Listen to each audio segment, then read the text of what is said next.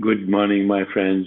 This is Deepak again, and I'm continuing my exchange of ideas with you. And today, want to go a little deeper into spiritual solutions for existential anxiety, suffering, human suffering, and the fear of death, which is obviously um, in some way pervading the ecosystem right now, at least the human ecosystem. I don't think birds and bees are concerned about it, even though they might be affected by it. So I want to go into um, the deeper pathways to healing and wholeness, because ultimate healing is also the conquest of the fear of death, which is a human experience. The fear of death is a human experience because of our imagination and because of our ability to predict the future. So one thing we can predict with absolute certainty is our physical death. And that has given rise to all kinds of human systems of thought, including religion and philosophy and science and spirituality as well. But right now, I'm not talking about systems of thought. I'm talking about direct experiential knowledge of fundamental reality, which is also the true self. So that's all I'm talking about, a practical, experiential self-realization. Nothing to do with books, even though, books can create maps. Spiritual literature can give us hints, but ultimately one has to discard all learning in order to know the truth. So if you want, I can do a series over here with you on the meaning of death. It's something that has fascinated me all my life since I was approximately 6 years of age. So I think of death as that which makes life possible.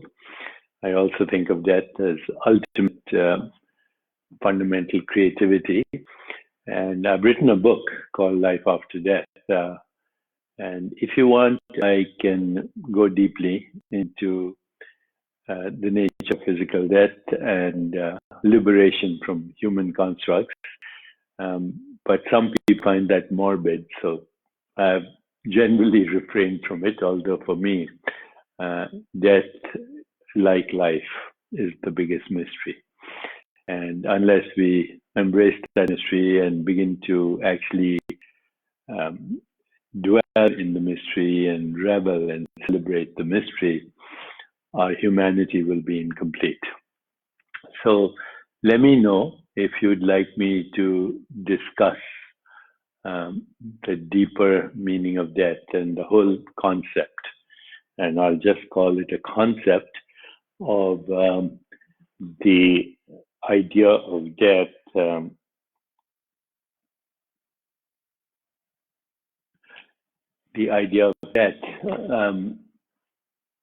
as a false idea. So if you want me to do that, let me know if that's a good idea, and I'll start a series, because experiential knowledge of mystery, both life and death, is also healing, ultimate healing, actually. But today I want to talk about the movement from the rational ego mind to the synchronistic mind, which is the whole mind, the healed mind, the holy mind, the sacred mind, and how that can actually help us heal as well. Doesn't matter. There's a COVID-19 crisis, which we have to deal with on a practical level and on an emotional level. But ultimately, the solution to all suffering, including that which is coming from this pandemic is a spiritual solution. So, with that caveat, let me tell you what the rational ego mind is. The rational ego mind is the separate, fragmented mind that identifies with its constructs. Once again, the rational ego separate mind is the fragmented mind that identifies with all its constructs. And these constructs are ultimately, fundamentally derived from sensations, sense perceptions, images, feelings, thoughts, but the narrative around those, the story around those. And that narrative creates an identity. We call that identity a result of object referral, identifying with objects, which are in fact projections of our own self as perceptual entities and cognitive entities. Everything that we call an object is a projection of our own self. But when we identify with our projections, and those projections are meanings derived from relationships, situations, circumstances, events, people. Take all of that projection, your own projection, identify with that, create the subject-object split in the mind, and call it rationality, and actually verify it through what are called empirical facts. So this is the big test of scientific truth, empirical facts. But empirical facts are just a species-specific mode of knowing and experience using a human nervous system. There's nothing absolutely true about any empirical fact until you ask the question, who or what is experiencing that which we call the empirical fact? Because what we call the empirical fact is nothing other than a space-time event in consciousness interpreted as a fact. And of course, that space-time event has to be with the aid of a human nervous system and the species of consciousness that we call human.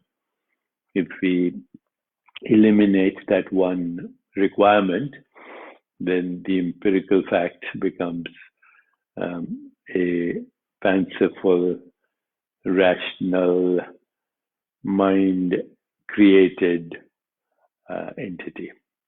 The empirical fact is that. Yeah, it has use because, once we start to create constructs around the so-called empirical fact, then we come up with deeper constructs, symbolic representations of experience like electromagnetic fields, atoms, waves, particles, gravity, the fabric of space and time, all created in our consciousness as a result of subject-object split, the idea of empirical facts, and the notion that the only reality is human reality. It's a bit of hubris, actually, if you think about it. So for today's conversation, all I want to do is separate the local ego, separate, constructed, fabricated ego mind, and show you how that's different from what we call the whole mind, or the non-local mind, or the true self, or I am. I am is the secret, always. The secret of the law of attraction, the secret to immortality, the secret to everything, and that's what we're doing in this series. Okay, so the local mind is the ego mind. And the non-local mind is what we call the soul and spirit. And the local mind is individual. The non-local mind is the individual as the soul with karma, memory, and desire.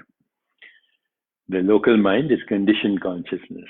The non-local mind is relatively pure consciousness, not totally pure consciousness, which is Brahman, ultimately, not even Jiva. The local mind is linear. The non-local mind is synchronistic. So the local mind believes in cause-effect relationships. In fact, spiritual term for it is karma, the karmic mind. And the non-local mind is, of course, synchronistic. It correlates everything with everything. Everything. Everything is entangled with everything. The local mind is always operating within the confines of space-time and causality. The non-local mind operates outside space-time and causality. Causality does not apply to the non-local mind. The Vedanta says space begins when we have a body, time begins when we start thinking, and causation begins when we apply limitations. So the local mind is time-bound and limited. The non-local mind is timeless and infinite. The local mind is conditioned into habitual ways of thinking, behavior shaped by individual and collective experience. The non-local mind is intuitive, creative, visionary, and sacred. The local mind is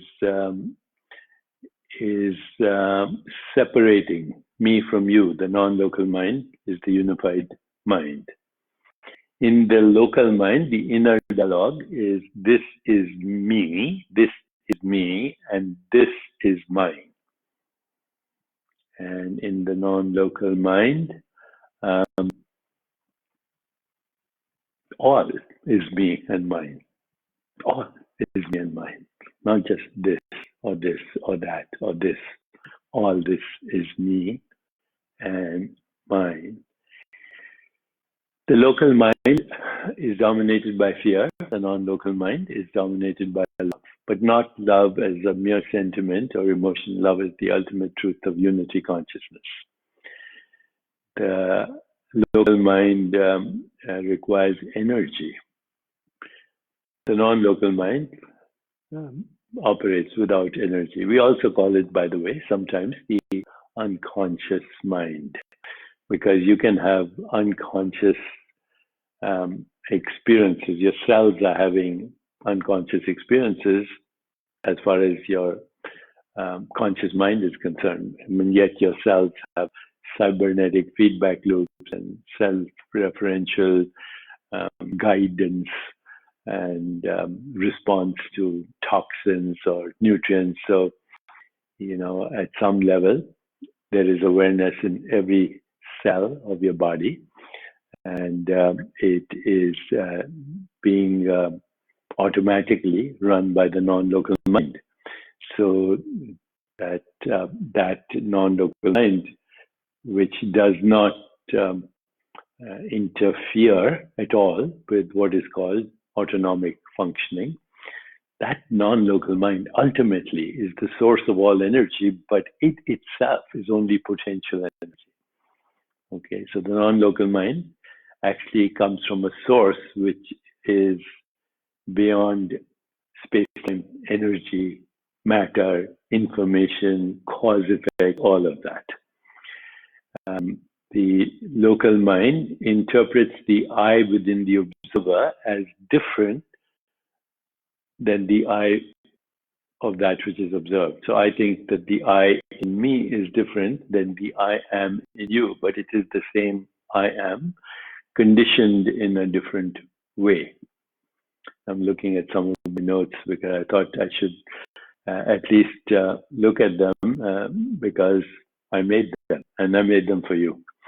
Okay, so the non-local mind thinks in cause and effect modalities. Sorry, the local mind thinks in cause and effect modalities. The non-local mind sees an acausal. Acausal means without cause. It sees an acausal connection and interdependence and inseparability of all minds. So the I am here is the same as the I am in you, except with a different programming.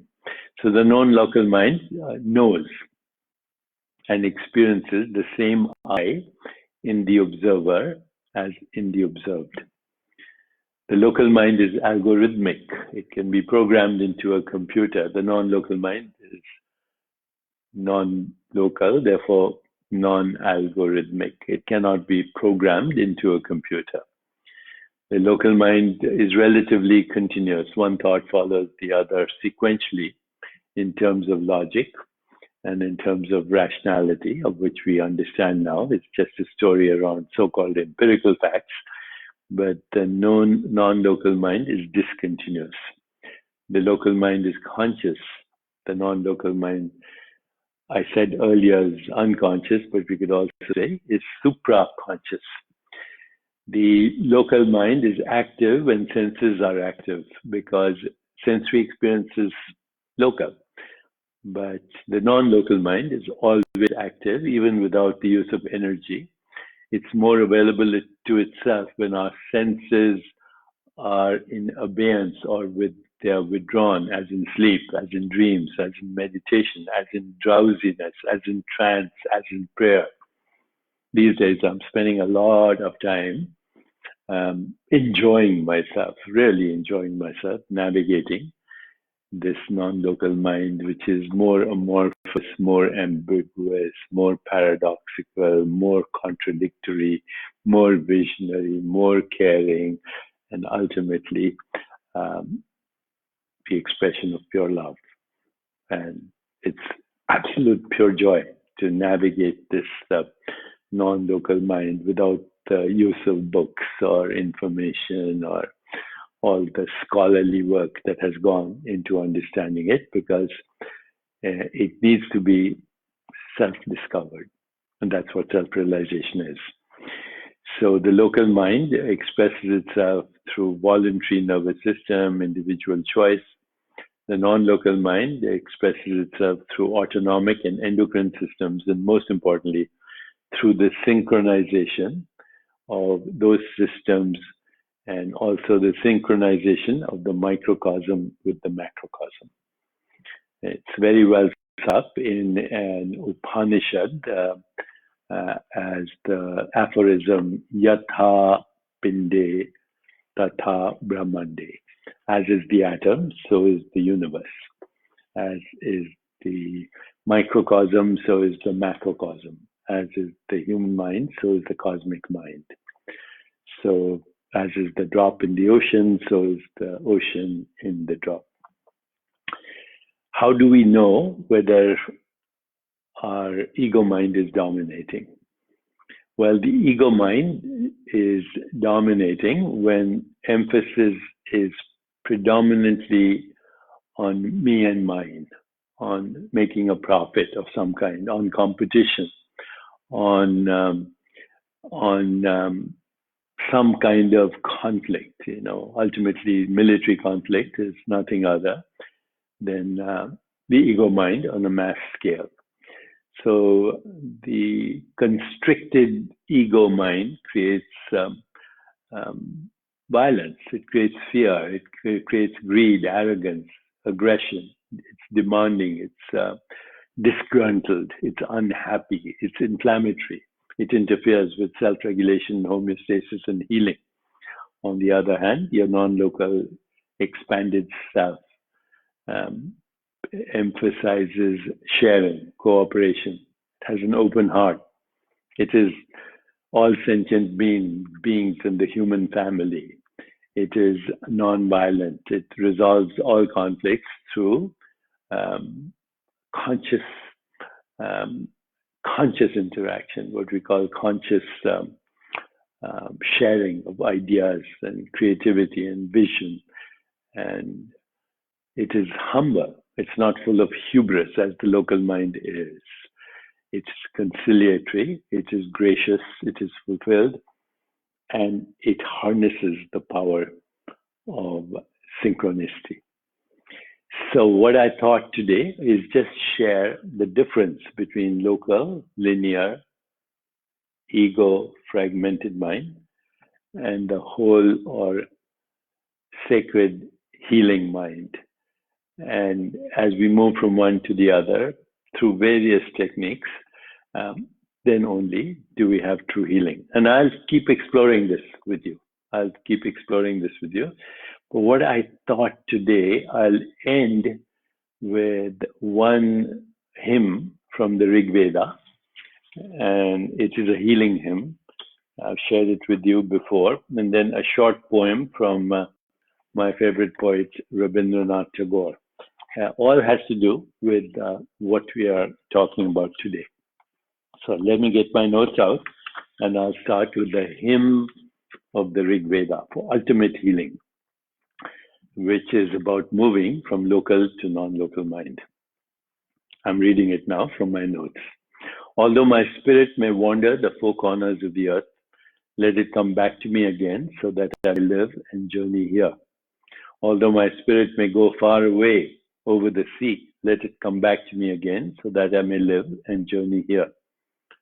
Although my spirit may go far away to the flashing beams of light, let it come back to me again so that I may live and journey here. Although my spirit may go far away to visit the sun and dawn, let it come back to me again so that I may live and journey here. Although my spirit may go far away over the lofty mountains, let it come back to me again so that I may live and journey here. Although my spirit may go far away into all forms that live and move, let it come back to me again so that I may live and journey here. Although my spirit may go far away to distant realms, let it come back to me again so that I may live and journey here. Although my spirit may go far away to all that is and is to be, let it come back to me again so that I may live and journey here. Although my spirit may wander in the valley of death, let it come back to me again so that I may live and journey here.